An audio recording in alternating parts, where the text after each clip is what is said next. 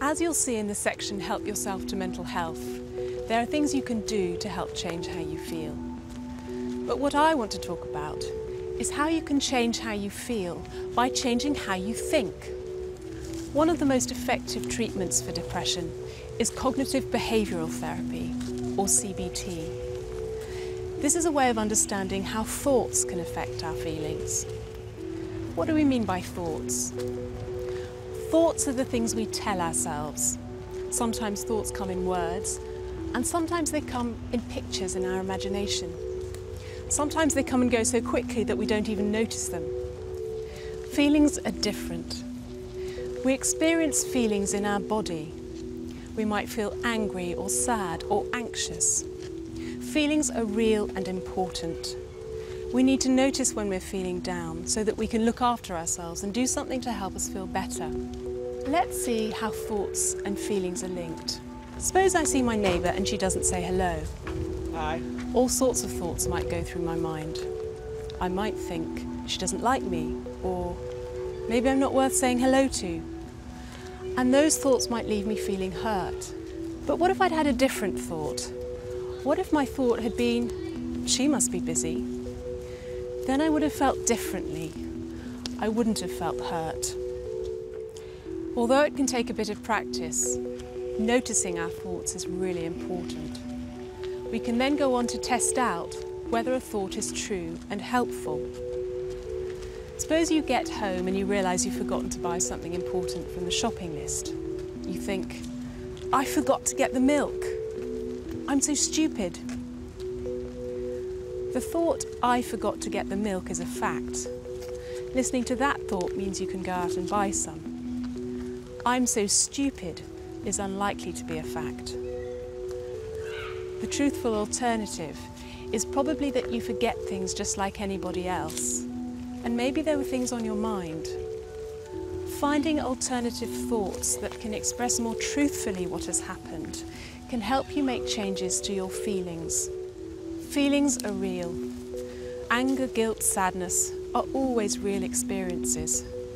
When painful things happen, it's normal to feel those feelings. But no matter what we've gone through, it can still be helpful to weed out hurtful thoughts that aren't true. In the next section, you'll see how two people are learning to overcome their depression. They're learning to take hold of their unhelpful thoughts and test them, either by doing something new or finding new ways of thinking.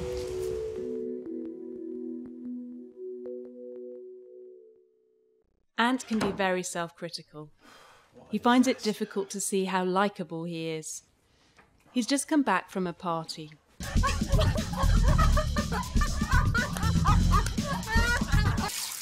His head is full of negative thoughts about the evening. But during his therapy sessions, he found some questions that encouraged him to see things in a more helpful way. One tool he found useful was to imagine asking a close friend what he would say.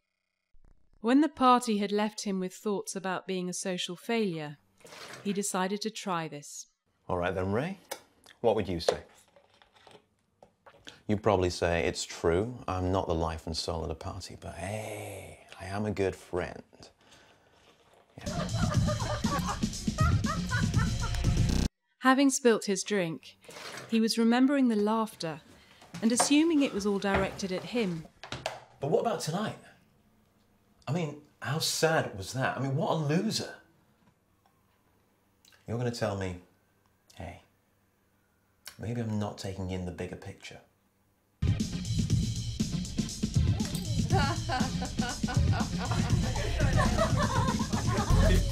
Having taken in more of the picture, he remembered that people had been laughing all night, and people laugh at parties. I mean, okay, maybe it wasn't such a complete disaster, but it felt like it.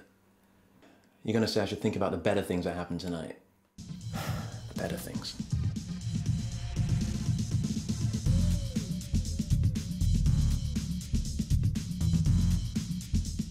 Ant found it useful to ask himself what his close friend Ray would say about him. He'd then imagine Ray asking some other questions.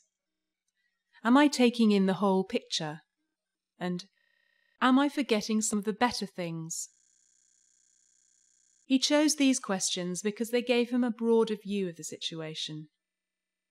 Once he had come to the end of his imaginary chat with Ray, he did feel less down and was more accepting of how he'd been at the party. He was able to see that there were a few awkward moments, but it wasn't a complete disaster.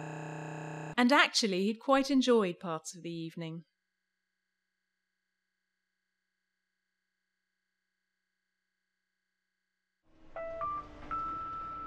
Dinah lives alone and works in an office, keeping herself to herself. She doesn't have the confidence that she's likeable, so she avoids taking steps to build friendships. Dinah says that she would like to have more friends. She begins to imagine taking steps to get to know people, but what comes to mind is the thought, they'll try to avoid me. This thought often gets in the way of her phoning friends and inviting them to meet up. During a recent therapy session, she agreed that she could test out an alternative possibility. What if she thought that some people might be interested in getting to know her? How would she know that this was so? She decided that if a friend would accept an invitation to meet up or chat over the phone, this would go a little way to convincing her. So, to make a start, she chose 2 friends she'd begun to get to know a little and decided to give them a ring. During the therapy session, Dinah was positive about taking some risks to build friendships. Now she's sitting by the phone, it doesn't seem so easy. Her head is full of negative thoughts about what will happen.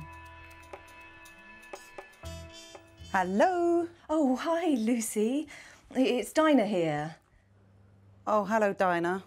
Yeah, look, I really can't talk right now. I've got to go. Yeah, fair enough. Okay, bye. When she does make the call, it isn't the disaster she expects, but her friend is busy. Oh, hello, Dinah. I was just phoning up for a bit of a chat.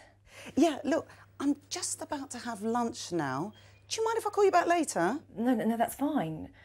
Okay, well, if you give me a ring after lunch, then... All right. Good to hear from you. Okay. Bye. Bye. At first, Dinah feels disappointed after she's put so much effort into making the call. Her friend does call back. This gives Dinah the courage to make a second call, although she still feels apprehensive.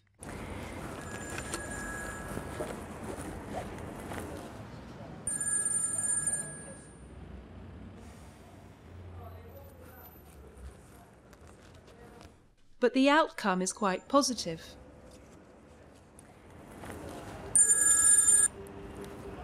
Hello? Hello, Dinah? Yeah, I'm fine. How are you? I was just wondering if you fancied going out for a drink sometime soon. Oh, I'd love to. The thing is, I haven't got my diary on me right now, but I am meeting up with Mark and Sue on Friday night for a drink. Would you like to come too? Dinah really believed that people would try to avoid her, but she was able to have both a chat and arrange a time for meeting up. Of course, 2 phone calls aren't going to change the view of herself that's built up over years.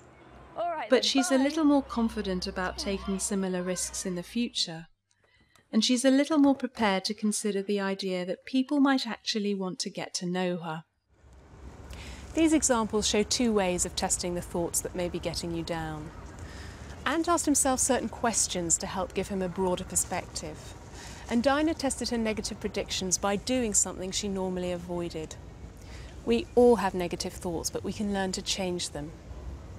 You may like to develop your own ways of testing your thoughts. Try to develop a curiosity about them. A useful question to ask yourself when you're feeling down or upset is, what was going through my mind just as I started to feel like this? Once you've noticed the thoughts, you might feel able to write them down. You could ask yourself, if a friend of mine knew I was thinking these things, what would she say? Am I taking in the whole picture? Might there be an alternative perspective? This has been only a brief taste of what CBT can offer.